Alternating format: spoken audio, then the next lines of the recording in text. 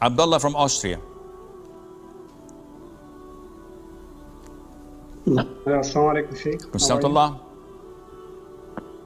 Sheikh, back in the day of my ignorance, I used to stay with two roommates, and one day my acquaintances at that time came to visit, and they saw PS4 of my roommate and wanted to steal it.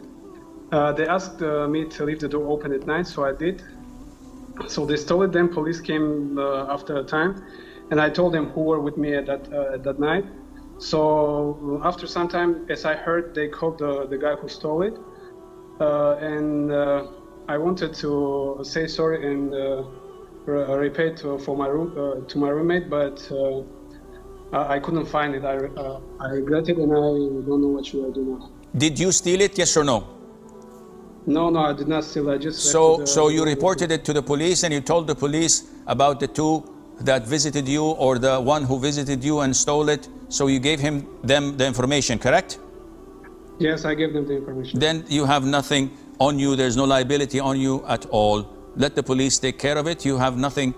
You have not done anything wrong, and it's not your mistake.